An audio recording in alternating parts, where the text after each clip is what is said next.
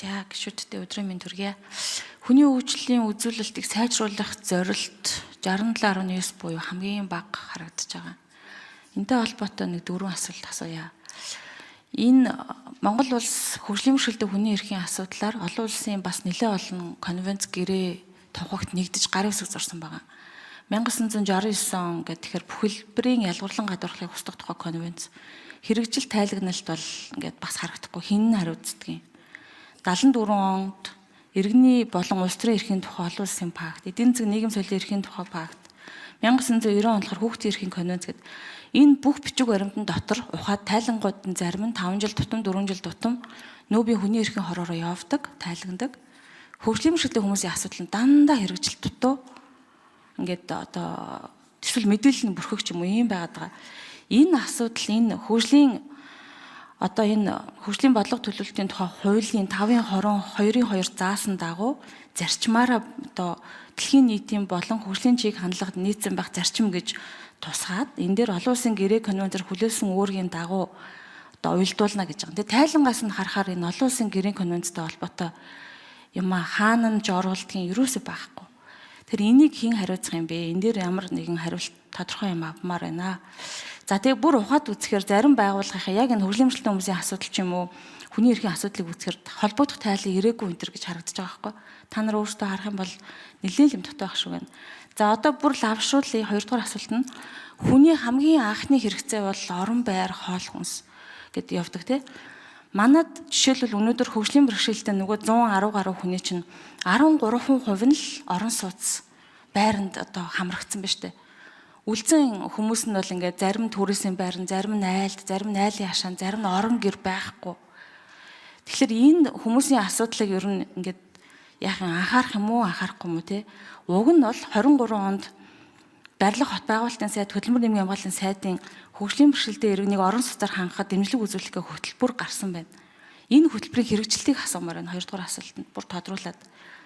Зөндөл олон улсын сайнд жишээ байгаад байдаг. Би бүр аргаа ороод лавшраад хөгжлийн бэрхшээлтэй хүмүүсийн тандал судалгаа авлаа шүү дээ. Ямар зээл авах хүсэлтэй байгаа, ямар боломжтой байгаа гэд асуухаараа боломжтой ажил хийж байгаа хүмүүс зөндөл байна. Гэтэл холбогдох 3 байгууллага нь тэр датаг ерөөсөө тандал судалгаа хэрэгцээ авсан гэхээр аваагүй. Судалгаа хийгээд датаг нь явуулахаар боловсруулаад та нар нэгтгэд харж гинөө гэхээр бид нар судлаач хайж ийн, боловсруулах хүн хайж ийн гэдэг. Тийм одоо хайхрамжгүй хандаж ингэж болтго юм уу? Энд чинь хүмүүс үсттэй, хүний амьдрал үсттэй. За 3 дугаар асуулт нь хүртээмжтэй аюулгүй нийтийн тээврийг хөгжүүлсэн 70% гэжээ. За би зам тээврийн яамал одоо хариулах хэрэгтэй байна. Манай нийтийн тээвэр хизээ хүртээмжтэй болох вэ? Хөгжлийн бэрхшээлтэй хүмүүсийг автобусаар зорчуулна гэдэг үнэмлэх өгдөг. Орох тоолонд хөнгөлөөр зорчигчдод чангаар дуурдаг нэг үйлчлэг байгаа. Гэхдээ та нар судалж үзсэн үү гэхээр бас байхгүй. Хөгжлийн бэрхшээлтэй хүмүүс тэр автобусанд суудаггүй шүү дээ. Гэсэн мөртлөө нийтийн тээвэр мөнгө төлбөрөөр шилжүүлээд авч байгаа. Энэс өөр шийдэл байж болдгоо юм уу? Жинхэнэ үйлчилгээ гаргадаг газар л үүсгэгээ хөх үү яах вэ? За дахиад нэг асуудал. Харааны бэрхшээлтэй хүн автобусны буудлын дээр зогсохоор хэдэн амрын автобус ирж байгааг нь харагдахгүй. Ерөөсөө мэддэхгүй те. Тэрийг нэг дуурж мууградаг болгодог энэ төр байж энийг хүртээмжид 70% гэж ярьж болох уу гэдэг дээр би бүр онцгойлон асуумаар байна. Маш олон хөгжлийн бэрхшээлтэй хүмүүсийн хүсэлт байгаа. За дөрөвдүгээр асуулт нь нийтийн биеийн тамирын спортын үйлчлэгийн хүртээмжийг нэмэгдүүлнэ гэж байгаа. Үйлчилгээний хүртээмж шүү. Гэхдээ энэ нь болохоор 78% гингүүтээ зарцуулалт нь тамирчдын зардал гэж байгаа. Зөвхөн тамирчид. Мэргэжлийн тамирчдын зардал чинь нийтийн За 1 минут нэмж өгье Саранчулуун гишүүнд. Тэгэхээр яг нийтийн биеийн тамирын үйлчлэгийн хүртээмж гэдэг бол бүх хүн биеийн тамираар хичээллэх орчныг хэлж байгаа. Ажлын байрны дэмжлэг байна, нийтийн явган алхах зам байна, эсвэл фитнест одоо даатгалаараа явдаг ч юм уу, ямар олон улсын хувилбар вэ те. Энэ тал руу одоо ямар ажлууд байгаа юм бэ? Яагаад ингээд зөвхөн ийм одоо тамирчдын эсвэл нэг заалны асуудал төр ч юм уу яаж бодод энэ 78% болсон би бас ойлгохгүй. Тэгэхээр эдгээр энэ зүйлүүдийг сайжруулах дээр одоо ярих хэрэгтэй л гэж би бодож байна. Тэгэхээр энэ дээр нэг бүрчлэн юу хийх гэж байгаа, юу хийсэн, яагаад ийм болохгүй байгаа гэдэг дээр хариулж өгнө. За Саранчулуун гишүүний асуултанд хариулъя. За шинэ засгийн газар байгуулагдаж хуучин хөдөлмөр нэмийн хамгааллын яамыг гэрүүл хөдөлмөр нэмийн хамгааллын яам гэж одоо шинээр эмхлэн зохион байгуулсан. За энэний хамгийн гол зорилт бодлого бол хуучин бол одоо бид нар дандаа энэ нийгмийн хамгааллын, нийгмийн халамжийн бодлогуудыг явуулахад ахмадуудад чиглэсэн бодлогууд, хүүхдэд чиглэсэн бодлого, за хүүхдээ ээжид чиглэсэн бодлого энэ төргээд дандаа гэр бүлээс нь энэ салгаж одоо энэ бодлого явуулсан бас нэг тийм сайн үр дүнд хүрч чадаагүй байна гэсэн ийм дүгнэлтүүд хийсэн. Тэгээ ямар ч байсан өнгөрсөн 6 сарын хугацаанд энэ өнгөрсөн одоо 15-аас 18 жилийн хугацаанд нийгмийн хамгааллын тогтолцоонд, нийгмийн халамжийн тогтолцоонд одоо зарсан мөнгө ер нь яг эзэндээ хүрсэн юм уу, үр дүн гаргасан юм уу гэдэг асуудлаар нэлээд сайн шинжилгээ судалгаануудыг хийж бас энэ Дэлхийн банк, Азийн хөгжлийн банкнаас бодлогын зөвлөмжүүд авч ажиллаж байгаа. За энэ хүрээндээ бид нар энэ хөгжлийн бэрхшээлтэй иргэдийнхаа асуудлуудыг бас ингээд их ерөнхий ярьж явдаг болсон юм байлээ. Маш их ерөнхий. Нийт одоо үндсэндээ хөгжлийн бэрхшээлтийнхаа иргэдийнхэн тоог одоо л дөнгөж бид нар чинь нэг болгож шít. Эрүүл мэндийн яам нэг өөр тоо зарладаг, боловсролын яам нэг өөр тоо зарладаг, хөдөлмөр нийгмийн хамгааллын яам нэг өөр тоо зарладаг байсан. Энийг одоо ямар ч байсан 11 мянга одоо 280 мянган хөгжлийн бэрхшээлтэй иргэдтэй байна гэдгээ одоо бид нар 3 яам нэг тоотой одоо болж байгаад маш том дэвшил гарч байгаа. Тэгэхээр мэдээж одоо улсын хурлд бас энэ төлөөлөл болж 2 улсын хурлын гишүүн хөгжлийн бэрхшээлтэй иргэдийнхаа одоо дуу хоолой болж улсын хурлд орж ирснээр бол нэлээд тийм эрх зүйн шинжилгээ хийх юм одоо хувьсгалын тохироо одоо бүрдсэн байна гэж харж байгаа. Тэгээ энэ хүрээндээ бид нар өнгөрсөн хугацаанд бид нар энэ хөгжлийн бэрхшээлтэй иргэдийн эрхийг хамгаалах тухай хууль, за энийг дагсан хуулиуд бол дандаа лозунгийн шин чанартай хуулиуд байсан. Яг үнэ хэлэхэд. Ерөөсөө хэрэгжээгүй ихэнх нь дандаа.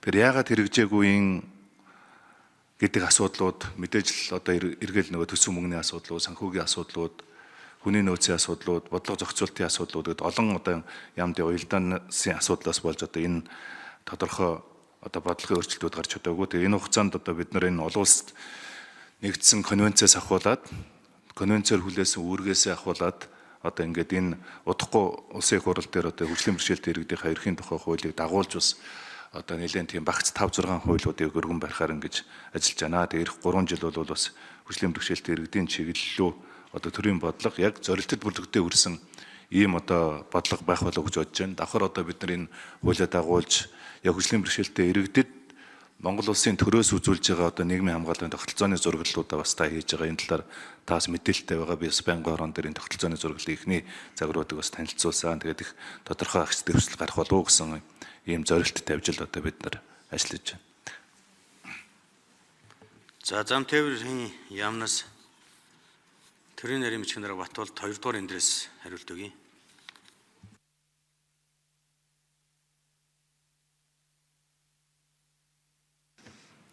За сарын чулуун гишүүний асуултанд хариулъя. Зам тээврийн яамны төрийн нарийн бичгийн дарга Батболд. Тэгэхээр манайд нийтийн тээврийн үйлчилгээнд 50-12 гэдэг стандарт байдаг. Энүүгээр нийтийн тээврийн энэ тавигдах шаардлагуудыг бол заагаад өгсөн. Зогсоол, гишгүүр, бариулаас ахгуулаад бүгдийг заагаад өгсөн ийм стандарттай. Энд бол одоо зогсоолыг зарлах, за бичгэн болон одоо ийм аудио хэлбэрээр зарлах ийм дүрм журамтай. За 2022 онд нийслэлийн иргэдийн хурлаас баталсан нийтийн тээврийн зогсоолын ерөнхий шаардлага гэсэн бас шаардлагыг зааж өгсөн байж байгаа. Энэ дээр нийтийн тээврийн зогсоол дээр байх энэ зогсоолуудын байршлын мэдээлэл, цагийн хуваарийг тавих асуудлыг бас энэ дүрм журмаар зохицуулаад өгсөн байж байгаа. За нийслэлээс өнгөрсөн жилүүдэд хэрэгжүүлсэн шинэ автобуснуудад энэ зогсоолыг зарладаг ийм системийг бол бүгдэнд нь үйлдвэртэн захиалж хийлгсэн байгаа. Зүгээр нөхөн олгорын асуудлыг бол орон нутгийн засаг дарга иргэдийн. За сарын чулуун гишүүн тодруулж сууя. Тэгэд яагаад автобуснууд нь зарлахгүй байгаа юм бэ? Яагаад хөгжлийн бэрхшээлтэй хүмүүс автобусанд одоо болтол суудаг болохгүй байгаа? Дүрмтэй стандартаа гэдэг байгаа мөртлөө тэр нь яагаад хэрэгжихгүй байгааг нь л би асуугаад шүү дээ. Тэгээ орон сууцны талаарх мэдээллийг бас мэдээлэл авмаар байна. За Батболд төрийн нарийн нэмж хариулт өгье. 2 дугаар эндэр дараа нь Батсуур сайд хариулт өгнө. За стандартын хэрэгжилтийн асуудал дээр бид нэр анхаарч хяналт тавьж ажиллая. Уг нь бол энэ нийслэлийн нийтийн тээвэрч явж байгаа автобусны жолоочин руу бас давхар хяндаг юм системтэй болсон байгаа. Энүүгээр нь бид одоо илүү хянаж зарладаг болох асуудлыг бол тавина. За зүгээр бид нар дээр ирсэн санал гомдлоор бол ялангуяа тэрэгцэртэй иргэд бол одоо нийтийн тээврээр үйлчлүүлэх бас боломжгүй байна. Тэр болгон хүртээмжмуутай бид бол одоо автобусан сууж чаддгүй өөрсдөө таксигаар болон хувийн унаагаараа явдгаа гэдэг ийм асуудал байгаа. Энтэй холбоотой ч гэсэн нийслэл дээр энэ зогсоол гарцууд дээр бас өөрчлөлтүүд хийж байгааг та бүхэн харж байгаа. Лазер болон бусад гэрлүүдээр чанга яригчаар бас үе шаттайгаар ийм одоо замаар зорчих нөхцөлийг ч гэсэн үе шаттайгаар бүрдүүлээд явж байгаа. За хэрэгжилтийн асуудал дээр хяналт тавьж ажиллая. За Батцуур сайд хариулт өгье. За орон сууцны хүртээмжийн асуудлын талаар та асууж байгаа шиг байна. Тэгэхээр өнөөдөр Монгол Улсын хэмжээнд нэг 50,000 гаруй айлын орон сууц одоо түрээссэн маягаар явж байгаа. Энийний тодорхой хувь одоо хөгжлийн бэрхшээлтэй иргэдэд оногдож байгаа гэдгийг одоо та мэдж байгаа. Цаашид бид яах ёстой вэ гэхээр аймагуудад одоо дэд бүтцэд сумдад дэд бүтцэд нь хийгдээд баригдах байгаа орон сууцнаас тодорхой хувийг ерөөсөө орон сууцны сан бий болгоод тэр сангаа одоо залуучууд хөгжлийн бэрхшээлтэй иргэд орлого одоо багтаа иргэдэд хуваарлах ийм боломжийг бий болгоно гэж ингэж үзэж байгаа. За мөн одоо аслагдсан суурингуудад одоо эр хүртэлх айлын орон сууц эр хүртэлх сумдад 8-аас 15 айлын орон сууцуудыг бид нар барьж эхлүүлэхээр одоо тендерүүд нь зарлагдаад байна. Эний бас тодорхой хувь бол тухайн одоо аймаг сумынхаа удирдлагуудтай ярьж гоод хөгжлийн бэрхшээлтэй иргэдэд бол хуваарлагдах болно гэж ийм хариулт өгч. За Саранчулуун гишүүн дахин тодруулж сууя. Тодорхой хувь гэдэг нь яг одоо жишгт нэг тэдээс тэдэн хувь гэсэн юм рейнж байна уу? Тэгээд журам нь хизээ одоо батлагдах юм бэ? За Батцуур сайд хариулт өгье. Ер нь бол хүмүүсийн хүсэл эрмэлзэлд хангах боломж бол байхгүй. Орон сууцны хувьд ч тэр нөхцөл байдлын хувьд ч тэр гэхдээ бид нар 150,000 айлын орон сууцыг одоо ашиглалтанд оруулна гэж байгаа. Энд бол амны орон сууц хүртэл орж байгаа. Гэхдээ инженерийн дэд бүтцийн улсын төсвийн хөрөнгө оруулалтаар захиргааны дэд бүтцийн одоо халаалтын системийн улсын төсвийн одоо хөрөнгө оруулалтаар хийсэн энэ газруудаараа хувийн хөвчлийн барьж байгаа орон сууцнаас сан үүсгэж байгаа гэж. Тэгэхээр тодорхой хувь гэдэг нь олон талын оролцооны нөхцөл байдлаас шалтгаална. Жишээлбэл зарим аймагт, зарим суманд тийм ээ, зарим дүүрэгт нөхцөл байдлууд нь өөр байж байгаа. Тэгэхдээ бид нар одоо 5 хүртэлх хувийг үндсэндээ сан үүсгээд тэрэн дотроо одоо дарааллын дагуу, хүсэлтийн дагуу ингэж халгано л гэсэн ийм баримжаатай явж байна. За гишүүний асуултанд хариулъя. За манай Бендамар спортын чиглэлийн хувьд бол сүүлийн 4 жилийн хугацаанд улсаас бол маш их өндөр түвшний анхаарал хандуулж явж байгаа салбаруудын нэг. За бид бүхэн бас өнгөрсөн хугацаанд бол Бендамар спортын тухай хуулиа батлуулсантай холбогдуулан олон зүйлүүдээр анхаарал тавих боломж үүссэн. Тэр дундаа тийш хүртээмжтэй байдлыг хангахад бол илүү давуу талууд үүссэн. За энэ ч утгаараа оюуны бэрхшээлтэй, хөгжлийн бэрхшээлтэй иргэдийг олон улсын болон дотоодын чанартай Бендам яг спорт чиглэлээр хамрах боломжийг бий болгосон. За нөгөө талдаа спортын байгууламжуудыг бид нэр өнгөрсөн 4 жилийн хугацаанд 44 ширхгийг бий болгосон. За тэгэхээр энэ спортын байгууламжууд маань бүгд тийш хүртээмжтэй байх дээр одоо нөхцөл шаардлага бол хангасан гэж харж байгаа. За нөгөө талаасаа таны хэлж байгаа энэ нийтийн биеийн тамир дээр яаж иргэдэг одоо хүртээмжтэй байлгаж байгаа гэдэг дээр асууж байна. За энэ бол бидний дараагийн жилүүдэд анхаарах шаардлагатай ажлуудын нэг. Таны хэлсэн